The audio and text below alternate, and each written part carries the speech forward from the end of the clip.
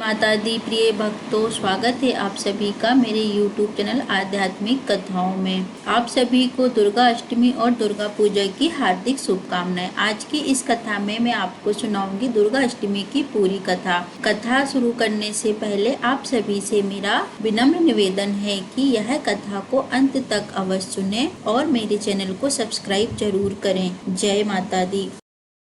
जय माता दी। माता रानी दुर्गा अष्टमी, दुर्गा पूजा और नवमी के दिन इस कथा को सुन रहे सभी भक्तों के घर धन समृद्धि से भरें और उनके सभी कष्ट दूर करें। माता रानी उनकी सभी मनोकामनाओं पूरी करें। तो आइए अब शुरू करते हैं दुर्गा अष्टमी की कथा। प्रेम से बोलिए जय माता दी। प्राचीन काल में महिषासुर नाम का एक राक्षस था, जिसका वास्तविक रूप एक बैल का था। महिषासुर ने कई सालों तक तपस्या की और ब्रह्मा जी को खुश किया और फिर ब्रह्मा जी से महिषासुर ने अमर होने का वरदान मांगा। महिषासुर की भक्ति और तपस्या से प्रसन्न होकर ब्रह्मा जी ने उसे कई वरदान दिए और अमृत की जगह उन्हें यह वरदान दिया कि उसका अंत स्त्री के हाथों ही होगा। महिषासुर अत्याचारी था, वह इस वरदान को पाकर अत्यंत खुश था, क्योंकि उसके लिए स्त्रियां शक्तिहीन भोग की वस्तु और अवला थी। अतः महिषासुर को यह घमंड था कि अब तो वह लगभग अमर ही हो गया है, क्योंकि इस ब्रह्मांड की कोई भी स्त्री उसकी शक्ति के आगे बिल्कुल नहीं टिक सकती है। इसका कारण ब्रह्मा जी से यह वरदान पाकर महिषासुर काफी प्रसन्न हो गया और निश्चिंत हो गया और घोषणा करने लगा कि किसी भी स्त्री में इतनी ताकत नहीं है जो उसके प्राण हर सके। इसी विश्वास के साथ महिषासुर ने अपनी असुर सेना के साथ देवों के विरुद्ध संग्राम छेड़ दिया। महिषासुर स्वर्ग और देवराज इंद्र का पद प्राप्त करके स्वयं इंद्र बनना चाहता था। इस संग्राम में महिषासुर की शक्ति के आगे देवताओं की हार हो गई और सभी देवगण मदद के लिए त्रिदेव यानी ब्रह्मा जी, शिव और भगवान श्री हरि विष्णु के पास पहुंचे। तब तीनों देवताओं ने अपनी शक्ति से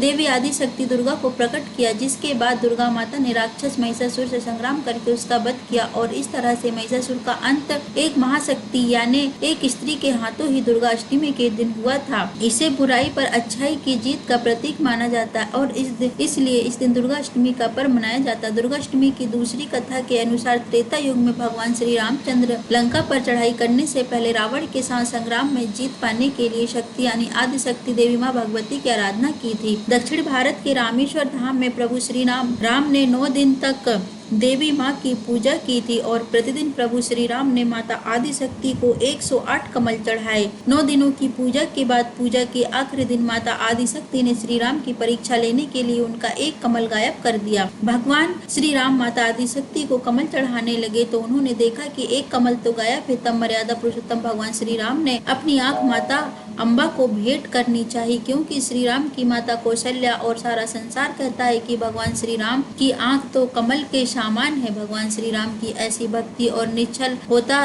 को देखकर तब माता दुर्गा प्रसन्न हो गई। तुरंत ही श्री राम के सामने प्रकट हुई और उन्हें आंख भेंट करने से रोका। फिर माता दुर्गा ने नवरात्रि के 9 दिन भगवान श्री राम को लंका में विजय प्राप्त करने का आशीर्वाद प्रदान किया और साथ ही वह दिव्य तीर भी प्रदान किया, जिसे आगे चलकर रावण का वध हुआ। नवरात्रि के 10वें दिन यानी 10वीं तिथि को भगवान श्री राम ने लंकापति रावण को हराकर उसका वध करके लंका पर विजय प्राप्त की थी और श्री राम सिया का मिलन हुआ था। इसलिए आज नवरात्रि के 10वें दिन को विजयादशमी यानी दशहरा के रूप में भी मनाया जाता है। इस तरह बुराई पर अच्छाई की जीत हुई। उसके अलावा इस नवरात्रि त्योहार में माता अम्बा और उनके रूपों की पूजा करने के फलों को फसलों और उर्वरता से जोड़कर भी देखा जाता है। दुर्गा पूजा को दुर्गा उत्सव या शरद उत्सव भी कहा जाता है। इसमें 6 दिनों को महालय षष्ठी, महासप्तमी, महाअष्टमी और महानवमी और विजयादशमी के रूप में मनाया जाता है। इसलिए आज भी दुर्गा अष्टमी पर जो भी माता दुर्गा और माता गौरी की पूजा करते हैं, माता रानी उनके जीवन को खुशहाली और सुख समृद्धि से भर देती है। वो जिस भी और जाते हैं वहाँ वो अपने शत्रुओं पर विजय प्राप्त करते हैं। इस दिन माता रानी एकदम आसानी से प्रसन्न होकर भक्तों को मनचाहे वरदान देती है और उनके सभी प्रकार के कष्टों को हर लेती है। इस प्रकार दुर्गा अष्टमी की कथा का समापन होता है। अगर आपको यह कथा अच्छी लगी हो तो इसे शेयर अवश्य करें और ऐसे ही धार्मिक कथाओं को सुनने के लिए मेरे चैनल को सब्सक्राइब करें, वीडियो को लाइक करें और अंत में बेल आइकन को प्रेस करना बिल्कुल भी ना भूलें, ताकि आने वाली हर धार्मिक कथाओं की नोटिफिकेशन आप तक पहुंच सके। जय माता दी।